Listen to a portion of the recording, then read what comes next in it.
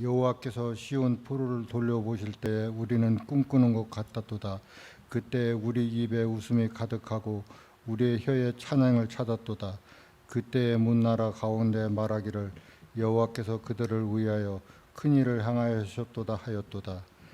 여호와께서 우리를 위하여 큰 일을 행하셨으니 우리는 기쁘다. 여호와께서 우리의 포로를 남방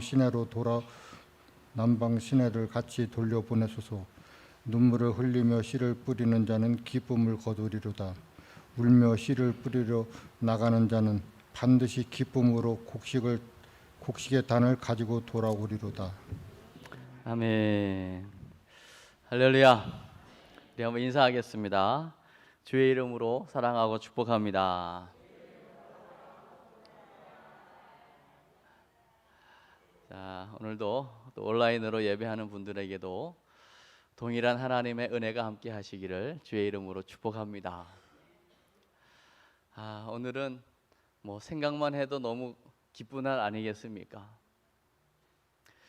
우리 서혜성 장로님, 우리 궁평교회의 산 역사이신데 오늘 기도 중에 우리 궁평교회의 그 시작과 70년사가 짧은 기도 속에 압축되어 있었던 거죠. 그리고 창립 주일 때마다 제가 잠시 짧게 이제 언급을 하고 있는 그 우리 궁평교회 역사가 있습니다. 이제 한번 싹 정리를 해야 되겠지만 간략하게 요약을 하면 우리 궁평교회 지금의 모습이 되기까지는 정말 초창기에 교회를 위해서 또 영혼을 위해서 눈물로 간절히 기도했던 정말 그야말로 그 하나님의 가슴을 가지고 살았던 아주 중요한 하나님의 사람들이 있었기 때문에 가능한 일이었습니다. 49년이라고 말씀하셨는데 이미 우리 교회가 52년 7월 4일 개척 이전에 우리 서문교회를 섬기셨던 우리 김교태 집사님은 우리가 잊을 수 없는 분입니다. 그분이 행상 이제 보따리 장사를 이제 하기 위해서 이 궁평 지역에 자주 들리시면서 그분 안에 하나님께서 허락하신 복음이 있었기 때문에 지금이야 금방 왔다 갔다 할 수 있지만 그 당시만 해도 이 거리가 보통 먼 거리가 아니잖아요. 그래서 이제 장사할 것을 가지고 오면 이 궁평 지역에 수일을 머무르기도 하셨는데 그 머무르셨던 곳이 조규남 집사님, 조규남 씨였죠. 그때는 믿지 않는 분이셨죠. 그 가정이 지금도 있습니다. 집이. 거기에서 머무르면서 또 저녁이면 동네 아이들을 이제 전도도 하고 또 전도에서 온 아이들에게 찬송도 가르치고 또 동화책도 읽어주면서 이제 아이들을 전도한 거죠. 그러면서 그 조규남 씨라고 하는 그 집이 이제 어찌 보면 교회 개척 이전에 이미 아이들을 만나고 아이들과 함께 찬양하고 또 동화책을 읽어주던 아마 예비된 장소였던 것입니다. 그러면서 일단 교회가 생기기 전에는 오늘 서장로님 기도해 주신 것처럼 벌써 여러 사람들이 이 지역에서 전도가 돼서 교회가 없으니까 조치현 성결교회로 또 주일학교 아이들도 함께 조치현 성결교회까지 다니게 되는 일이 일어나고요. 또 그쯤에 공북 지역에서도 많은 사람들이 또 조치현 성결교회를 이미 다니고 있는 분들이 있었습니다. 그러나 교회는 없었고 그러던 중에 이제 조규남 씨 사랑채에서 우리 궁평교회가 이제 1952년 7월 4일에 이제 개척 예배를 시작으로 교회가 시작이 되는 것이죠. 얼마나 하나님께서 은혜를 부어 주셨는지요. 너무나 큰 부흥이 있었고 그 다음에 1953년 이제 6월에는 그 당시 신학생이었던 이필희 전도사님을 이제 제1대 교역자로 모시게 되죠. 그리고 그 사랑채 하나가 부족해서 2개를 헐었더라고요. 그러나 그 방 2개를 헐었지만 여전히 그 예배 장소로 협소해서 그 조교남 씨 뒷 텃밭을 군용 천막을 빌려 가지고 설치하고 예배를 드리게 되다가 급기야는 이제 2년 뒤에 1954년에 이 지금의 이 대지 448평을 이제 구입하게 됩니다. 지금 제가 쉽게 이야기하지만 이 가정 속에는 엄청난 헌신이 있었던 거죠.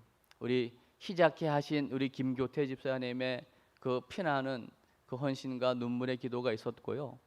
또 그 당시 서문교회 한국도자기 회장이셨던 김종호 장로님의 안타까운 사연을 듣고 도와주신 그 헌금이 있었고요.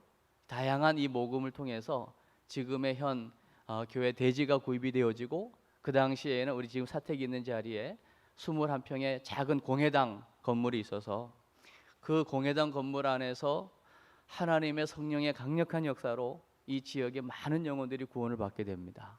그리고 주일학교 아이들도 뭐 너무나 비좁아서 오전 오후로 나누어서 예배하는 일들이 일어나게 되고요. 그러던 가운데 사실은 뭐 일대의 이필희 전사님 얘기했지만 역대 교육자들이요 짧은 기간 동안을 정말 최선을 다해서 사역했던 것들을 역사를 통해서 우리가 확인하게 되거든요. 그리고 박종란 전도사님이라고 하는 아주 키 작은 여전사님이 이제 2대 교육자로 부임하셔가지고요. 그 짧은 기간 동안 있으시면서 정말 그분은 그 자체가 눈물의 기도로 귀한 영혼들을 섬기셨던 분이세요. 그분을 우리 소장님 통해서 제가 듣기도 했고, 제가 여기 부임하고 난 이후에 익산에 계실 때 한번 가서 찾아뵙기도 했는데요.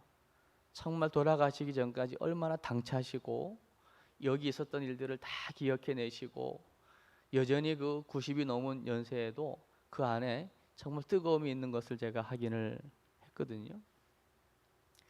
그러니까 초창기에 정말 하나님께서 쓰셨던 귀한 그 교역자들은 사실은 육신의 어떤 편의보다 한 영혼이라고 하는 그 가치를 위해서 정말 불철주야 하나님의 성전에서 기도했던 분들이었던 것을 보게 되는 거죠.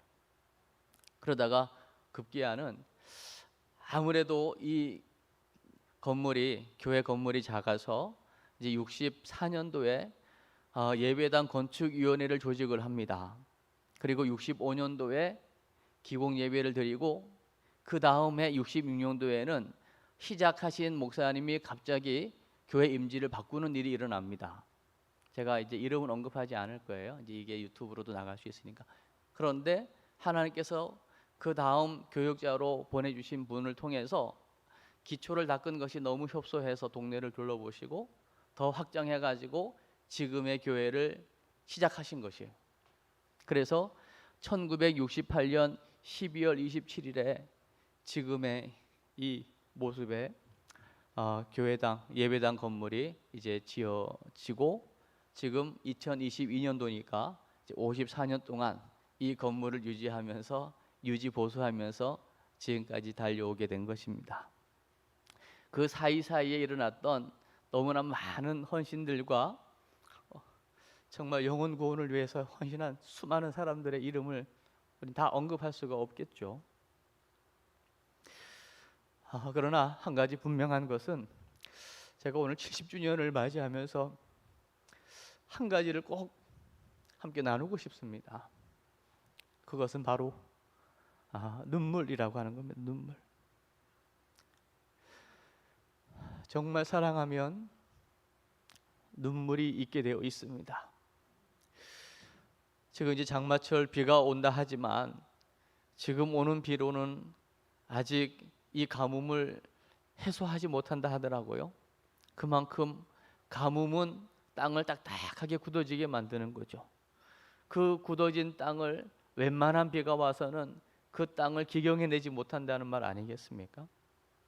그러나 비가 오고 또 오고 그 메마른 땅이 점점 부드러워질 때에 그 비를 흡수하게 될 때가 되겠죠. 그 비를 흡수하게 될 때에 이제 그 비를 흡수한 땅이 제대로 좋은 열매를 맺게 되는 것 아니겠습니까? 시간이 가면서 정말 우리의 심령이 얼마나 강팍해지고 있는가를 보게 되는 것이고, 저 또한 과연 내가 눈물로 기도한 적이 언제였는가를 한번 돌아보는데요, 참 오늘 말씀을 준비하면서 정말 제 안에 탄식이 있는 거예요. 사실은 지금 제 형편은 자녀를 위해서도 기도하는데 눈물이 나지 않아요. 성도들의 아픔을 위해서도 기도하는데 그렇게 눈물이 나지 않아요. 그러나 적어도 역대 지금 우리가 1952년 7월 4일 조규남 씨의 사랑채에서 시작된 이 궁평교회의 역사 가운데 제가 이제 10대 이제 담임 목사로 여기 이제 서 있는 것인데요, 적어도 제 앞전에 있었던 수많은 교역자들은 하나님의 교회를 위해서, 이 지역의 귀한 영혼들을 위해서 정말 헌신적으로 눈물로 기도한 분들인 것을 저는 분명히 확신하게 되었어요. 역사가 증거해주고 있는 것이죠.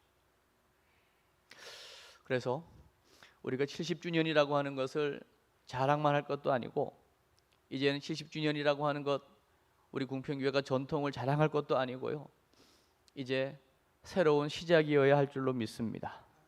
초창기에 우리 김교태 집사님처럼, 또 보니까 그 당시에 공북에서도 조치현 선교기를 나갔다 했잖아요. 그 당시 1955년도에 구건모 집사님을 중심으로 그 공북 지역에 또 파송을 해서 평신도 자격으로 예배를 인도하면서 공북교회가 또 우리 궁평교회를 통하여 개척이 되어지는 일이 일어나거든요. 그러니까 정말 하나님 앞에 헌신적으로 정말 영혼 사랑으로 시작되어진 교회들마다 하나님께서 은혜를 부어주시는 것들을 보게 되거든요. 그러면 지금에 와서는 도대체 뭐가 부족할까? 왜 안 되는 걸까? 하나님은 분명히 살아계시고 복음은 동일할 것인데, 뭐 여러 가지 이야기를 할 수 있을 것입니다. 분명히 문화 자체가 바뀌었고, 여러 가지 우리 이제 다음 세대들의 어떤 성향도 분명히 바뀐 것은 맞고, 모든 것이 다 변화된 거 분명히 맞습니다. 그러나 모든 것이 다 변해도 한 가지 분명한 것은 우리를 향한 하나님의 사랑은 변함이 없는 줄로 믿습니다. 그 사랑이 우리에게 심겨지고, 아무리 아이들이 뭐 정보화 시대, IT 시대, 뭐 스마트폰 시대라고 할지라도 그 영혼을 향한, 나를 향한 하나님의 그 사랑이 그대로 그들에게 하나님의 사랑이 흘러갈 수만 있다면 지금도 그 하나님의 사랑으로, 그 십자가의 사랑으로 변화가 가능한 줄로 믿습니다. 그렇다면 지금 우리가 해야 할 일은 그 사랑을 회복하는 것이고, 그 영혼 때문에 울 수 있는 눈물을 회복하는 것인 줄로 믿습니다. 오늘 본문의 배경은 여러분, 제가 우리 궁평 강단에서 여러 차례 이야기했기 때문에 여러분 잘 아실 거예요. 이스라엘 백성은 언약 백성입니다. 하나님께서 아브라함을 그 갈대아 우르에서 부르셔가지고 내가 너로 말미암아 천하 만민이 복을 받게 하겠다, 이 약속을 주셨기에 그 이스라엘 백성이 애굽에서 430년 동안 종노릇 할지라도 하나님은 그들을 다시금 불가능한 가운데 부르셔서 홍해를 건너게 하시고 강야를 건너게 하시고 가나안 땅에 이르게 하시는 하나님이신 줄로 믿습니다. 그러면서요, 정말 그들을 부르신 하나님께서 시내산 앞에서 또 약속하는 거예요. 너희는 내 소유가 된다. 내 소유다, 내 소유. 모든 백성들 가운데 너는 내 소유이고 너희는 제사장 나라가 될 거다. 그 말은 너희는 나를 예배하는 하나님 백성이고, 하나님 예배하는 너희들을 통하여 전 이웃 나라 이방이 복을 받게 할 거다, 이 말인 거죠. 그러니까 제사장 나라, 이 하나님의 소유된 이 거룩한 백성 이스라엘은 멸망하는 것 같으나 멸망하지 않아요. 실패하는 것 같지만 실패하지 않아요. 다윗의 전성기가 있었고 솔로몬의 불혈 왕국이 있었지만 북이스라엘은 아수르에 망하고 남유다마저도 바벨론의 속국이 되어지지만 그러나 망하는 것 같지만 망하지 않는다는 것이 성경이 이야기해주고 있는 것입니다. 왜냐하면 하나님께서 약속하신 언약 백성이기 때문에 그렇습니다. 언약 백성이기 때문에 사랑하는 하나님의 사람이기 때문에 잘못하면 채찍을 드는 거예요. 이웃 나라를 막대기 삼아서 때로는 형벌을 가하는 거예요. 그게 사랑입니다. 남유다마저 하나님 앞에 범죄했기에 하나님은 70년이라고 하는 바벨론 속국 그 생활을 통해서 다시금 재정비하시는 거예요. 이스라엘 백성들 입장에서는 완전히 이제는 끝이다 싶겠지만 하나님은 계획이 있었던 것입니다.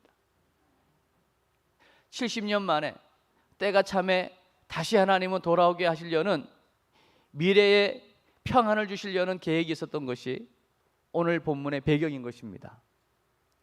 때가 되어 하나님께서 그 바벨론 속국 가운데 포로 가운데 돌아오게 하시는데 보면 하나님의 역사가 참 놀랍습니다. 그 당시 강국 바벨론을 누가 누를 수 있겠습니까?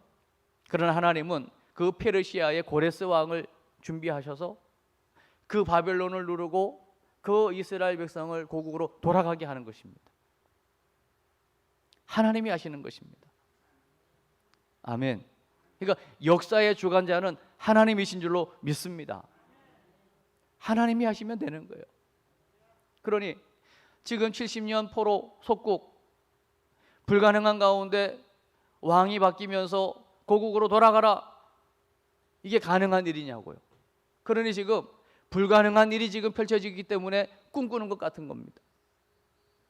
그러면서 그 사실을 목격한 수많은 사람들이 하는 얘기가 뭐냐면, 야, 저것은 하나님이 하신 거다, 고백할 수밖에 없는 거예요. 그러면서도 아직 반신반의하고 여기가 좋사오니 하면서 눌러있는 자들을 다시금 남방 시내처럼 돌아오게 해달라.